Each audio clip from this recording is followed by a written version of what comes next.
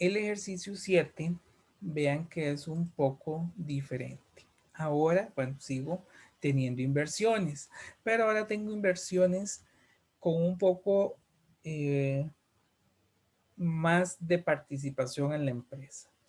Para comenzar, no son inversiones que yo hago para comprar y vender, son inversiones que yo hago porque me interesa eh, ejercer alguna influencia sobre esa otra empresa. Puede ser porque es un proveedor importante, porque es un distribuidor importante, ¿verdad? Tiene alguna relación con mi empresa. En este caso, no llevaríamos de inversión por la NIF 9, no lo llevaríamos ni al valor razonable, ni al valor razonable con cambios en el ORI, ni al costo amortizado, sino que lo estaríamos llevando en una cuenta que se llama inversión en acciones y que estaría bajo la NIC 28. Yo lo llevo por la NIC 28 siempre que la inversión que yo haga supere el 20% y sea inferior al 50%, inferior o igual al 50%, porque aún no tendría el control total de la empresa. Si yo tengo 51% de la empresa, ya ahora yo sí tendría el control de esa empresa. Y tampoco lo llevaría por este método, sino que habría otro método, que se lo verán los que llevan contabilidad, tengan una contabilidad posterior. Entonces, para fines de este curso, este es el método que vamos a ver, que es cuando yo tengo una inversión en acciones que supera el 20% y es inferior al 50%. Vean que ahí nos dice que adquiero el 40%. Entonces, lo que voy a aplicar es NIC 28, método de participación. Voy a proceder con la lectura del caso. Dice que el 1 de octubre de 2016, la empresa Roca S.A. adquiere una participación del 40% en la empresa Bodegón S.A. al comprar 8,000 acciones de 20,000. 8,000 acciones de 20,000 debería darnos el 40%, que efectivamente da el 40%. A un precio de 19.85 cada una, de las cuales le dan influencia significativa. En la fecha de compra, las acciones, activos netos de Bodegón S.A. están representados de la siguiente forma, y ahí tendríamos una tabla. Esto nosotros ya lo vimos, no es algo nuevo como tal. Cuando vimos activos intangibles, recuerden que un activo intangible era la plusvalía por la compra de acciones, que es lo que estaríamos haciendo acá. Yo estoy comprando básicamente pues a la empresa, ¿verdad? Eso es lo que pasa cuando estoy comprando las acciones, me estoy convirtiendo en su propietario. Entonces, cuando yo tengo esa compra de acciones, la diferencia entre el valor en que yo compro las acciones y sus valores actuales es lo que conocemos como una plusvalía. Cuando yo llevo este tipo de inversiones, tengo que llevar el control de la plusvalía. Nos dice que se considera que los pasivos serán pagados en un plazo de 4 años a partir de la compra, usando el método de línea recta y que la maquinaria le queda una vida útil de 8 años. El 25 de marzo de 2017 se pagaron los dividendos. Ojo esto, cuando yo veo las cuentas que hice acá de pasivo, vean que el pasivo de largo plazo, tiene una diferencia entre su valor en libros y su valor razonable. Esa diferencia tenemos que irla amortizando. ¿Qué es lo que nos dice acá? La deuda será pagada en 4 años, entonces tendríamos que ver cuánto es esto en 4 años, que sería la diferencia llevada por el método de línea recta. Simplemente son 2,000 de diferencia dividido entre 4 años, significa que todos los años amortizo 500 colones del pasivo. Y también hay una diferencia entre el valor del terreno y el valor de la maquinaria con el valor razonable. En el caso del terreno pierdo 20,000, en el caso de la maquinaria gano 60,000. Dice que la maquinaria habría que llevarla por el método de línea recta por 8 años. Eso porque en el caso del terreno no tiene depreciación. Entonces, el único que estaríamos llevando es la maquinaria, la diferencia a 8 años, método de línea recta. Vamos a hacer esa primera parte, que sería la del 1 de octubre del 16. Entonces, vamos a hacerlo por acá. Lo llevamos a una cuenta de inversión en acciones. Compré 8,000 acciones, cada una a 19.85.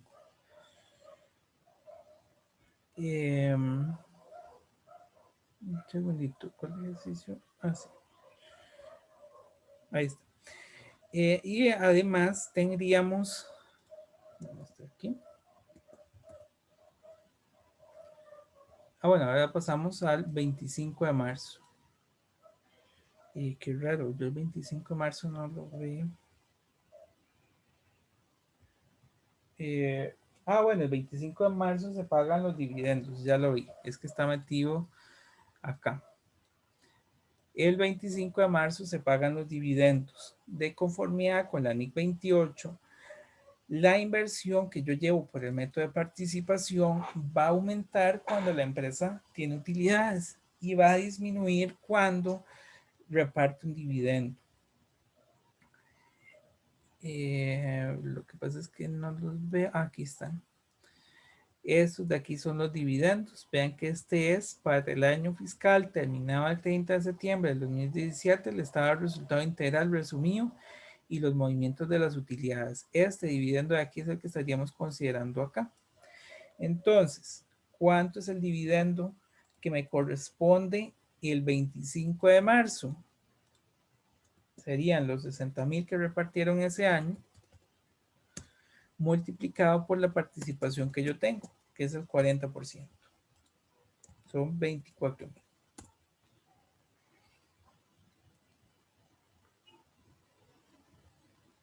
¿Dudas hasta acá?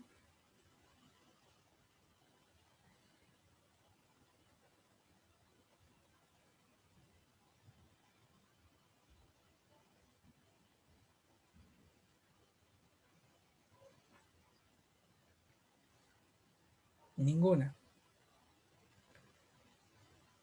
Dice que el 21 de abril del 2017, la asociada, que es la empresa en la que nosotros estamos invirtiendo el 40%, bueno, compramos el 40%, vende el 60% del terreno a terceros. Y esta palabra es importantísima, es a un tercero. Recuerden que de conformidad con la NIC 28, que eso estaba en la presentación que vimos la semana pasada, cuando tengo transacciones entre compañías, tengo que eliminarlas. Pero si tengo operaciones con alguien que no es un vinculado, como en este caso un tercero, no pasa nada. Entonces tengamos en cuenta ese movimiento del terreno, no tendríamos que tomarle mayor importancia. Y se obtuvo una pérdida en venta incluida en la línea de gastos totales e impuesto de renta del estado de resultado integral. ¿Cuál sería el elemento que tendríamos que tomar en cuenta de ese terreno? La diferencia que estaba acá, ya que el terreno no existe. Pero ¿dónde lo tomaríamos en cuenta? Hasta el cierre del periodo, porque vean que está incluido en los gastos totales para fines de impuesto de renta, es decir, que estaría en este de aquí abajo, en los 250,000. Cuando yo tomo en cuenta esos 250,000, nada más hago una depuración de ese terreno. Continúo. Durante el año el inversionista le pidió a la asociada mercadería por 60,000, de las cuales el 30 de septiembre de 2017 quedan sin vender en el inventario de la asociada un total de 20,000.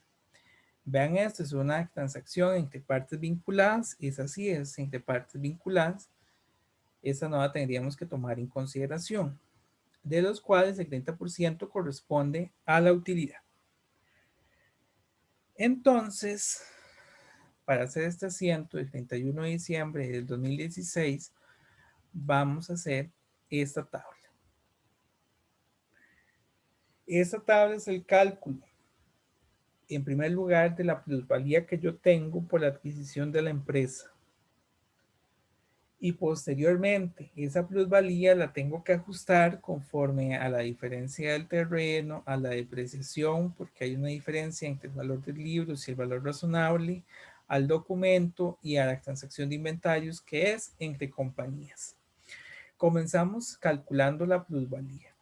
La plusvalía va a ser la diferencia entre lo que yo pagué, y yo pagué 158.800, y los activos netos.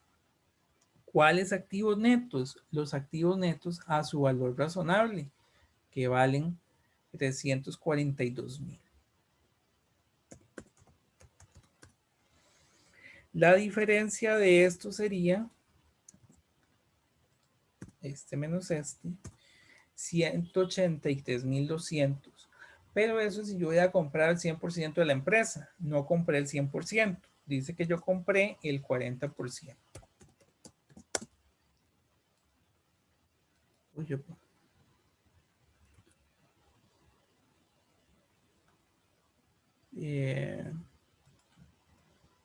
Ay, perdón, es aquí.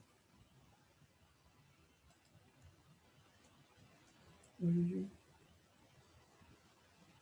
pasó?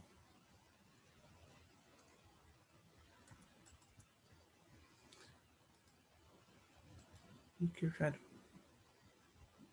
¿Por qué no? Ah, ya, este es el que es el 40, perdón, aquí. Este es el del 40, sí. El 40% de los activos netos menos lo que yo pagué. Que lo estaba, hice la resta primero. Ahí está. Entonces ahí estaría el 22%. Entonces, es este menos este. Ahí está. Es un exceso que yo pagué sobre lo que realmente hubiese equivalido al precio de la empresa, ¿verdad? La empresa en forma neta vale 342.000. Solo el 40% vale 136.800. Yo por esto pagué 158. Es un sobreprecio de 22.000. ¿Dudas hasta acá?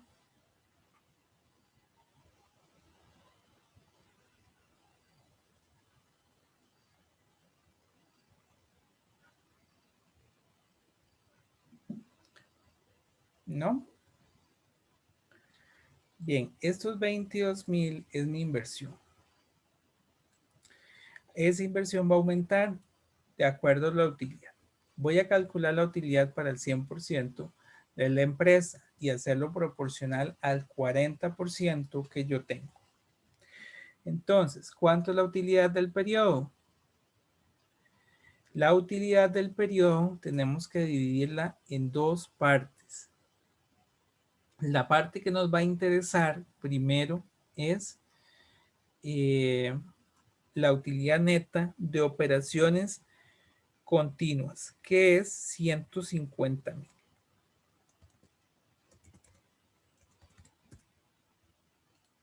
Que son estos de acá.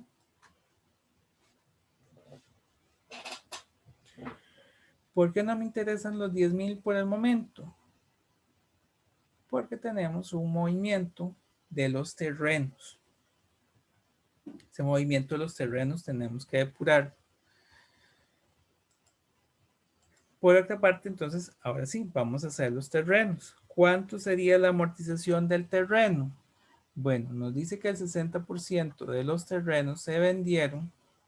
Entonces, sería el terreno que vale 80.000 por el 60%. El 60% se vendió un tercero.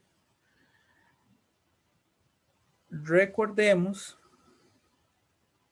que, bueno, perdón, hay una diferencia con el valor razonable. Este es el valor en libros. ¿Cuánto es lo que se hubiese ganado si lo vendió un tercero?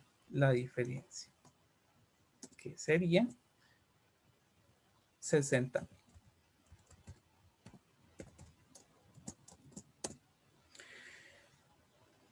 Por otra parte, tengo la depreciación. La depreciación de la maquinaria lo hago por la diferencia. ¿Cuánto es la diferencia? 280.000 menos 220.000. El valor razonable menos el valor en libros. Por el, aquí no es multiplicado, perdón, es dividido entre los años que tiene de vida útil, que son 8 años. Lo que estoy haciendo es depurando esa utilidad por los movimientos que hay de diferencia entre el valor en libros y el valor razonable y los movimientos que son entre compañías. El otro movimiento que está por ahí es el documento por pagar. El documento por pagar más bien vale menos afuera, ¿verdad? Digamos a valor razonable. En este caso son 2.000 de diferencia que se llevarían durante 4 años, son 500. Y finalmente tenemos la utilidad del inventario. Dice que el inventario, lo que se logró, lo que quedó sin vender son 20.000. Sobre esa parte que no se ha vendido, tengo que calcular la utilidad, que aquí me la dice. Tengo una utilidad de 30.000. Es un movimiento entre partes vinculadas, aún no lo he podido vender a un tercero, entonces sería los 20.000 por el 30%.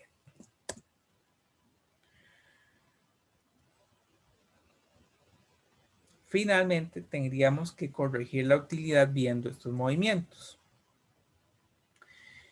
Tengo mi utilidad, 150.000, y ahora a esa utilidad tengo que hacerle los ajustes que acabamos de ver. Estos ajustes tenemos que ver cuáles aumentan y cuáles disminuyen la utilidad como tal. Vean que en el caso del terreno nos dice que el terreno obtuvo una pérdida en venta incluida en los gastos totales por impuesto de renta. Entonces, la amortización de terreno debería restar porque fue una pérdida. La depreciación de la maquinaria es un gasto por depreciación, para restante.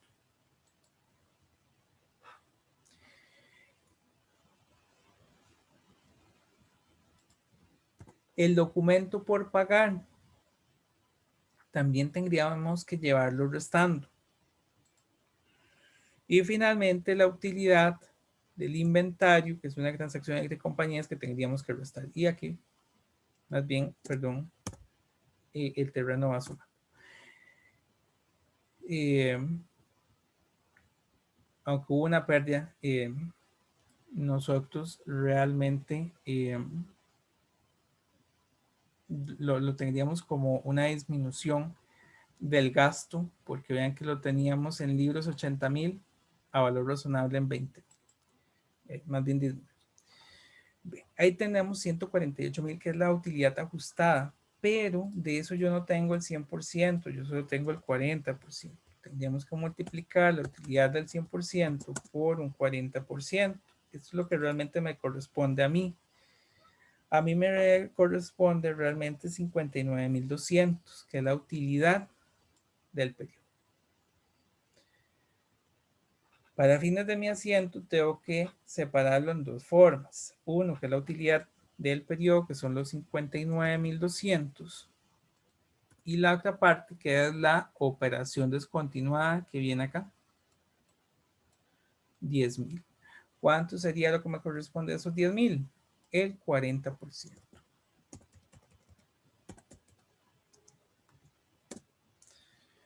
Y de esa forma tendríamos los 63.200 que nos solicitan, o como dicen en el enunciado, en la plantilla, que sería la solución para este ejercicio. ¿Dudas hasta acá?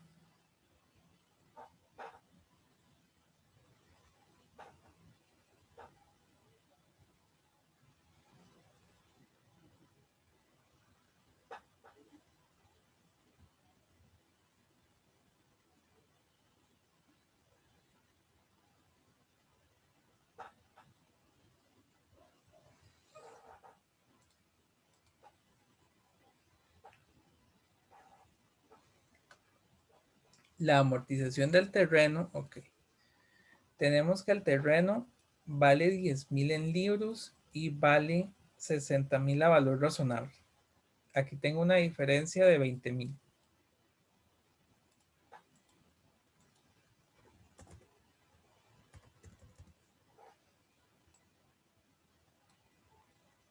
Uy, qué raro, no se ve. Bueno, ahí tengo una diferencia de 20,000. Yo creo que se acaba. Esos 20,000 es una diferencia de cuando yo lo adquirí. Ahora la empresa está vendiendo el 60% del terreno. De hecho, aquí lo indica que vendió el 60% del terreno a pues un tercero. Entonces serían estos 20,000, que es la diferencia, multiplicados por 60%, que es lo mismo que, bueno, dice aquí yo 80,000 menos 60,000, ambos por el 60%. Solo lo hacemos por la diferencia, ¿verdad? Que es los 20,000, porque cuando yo compré a valor razonable, realmente aquel activo valía menos que su valor en libros. Entonces, ahora cuando yo hago el movimiento de ajuste, tengo que reconocer esa diferencia, ¿verdad? Realmente tengo que disminuirle 20,000 al terreno, pero se está vendiendo. Por eso es que aun cuando hubo una pérdida, lo hacemos a la inversa, como si hubiera habido una ganancia, porque es una pérdida sobre algo que realmente lo teníamos a la inversa, ¿verdad? La empresa lo vendió al valor de 80,000 y yo lo tenía 60,000. Aunque la empresa tuvo pérdida, yo tuve ganancia. Entonces los 20,000 van sumando. Y no sé si Johan, con eso te quedó claro cómo salían los 12,000. Ok. ¿Alguna otra consulta?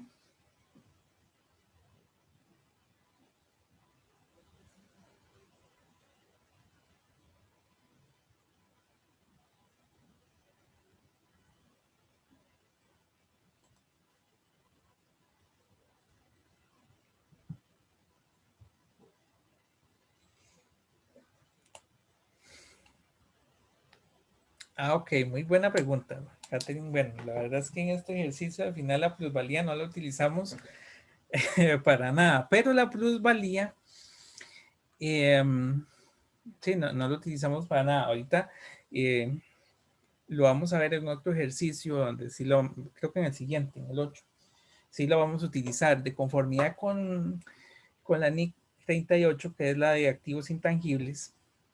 Nos dice que si esta plusvalía yo detecto que tiene algún deterioro, tengo que reconocerlo. Entonces, yo tengo que llevar el cálculo de cuánto fue la plusvalía al momento de adquirir la empresa, porque si se llega a detectar algún deterioro de la misma, por la NIC 38 tendría que registrarle su deterioro. Pero al final en este ejercicio pues no lo utilizamos para nada. La única forma que lo hubiéramos podido registrar en libros era la que vimos también cuando vimos el tema de activos intangibles, que es si yo compro los activos netos. Entonces ahí ya sí esos 22,000 irían taxativamente en mis asientos como una plusvalía. Pero sí aquí no lo usamos para nada.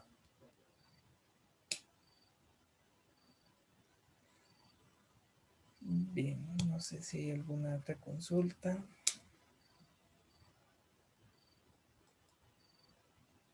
Bien, si no hay más consultas, voy a detener por aquí la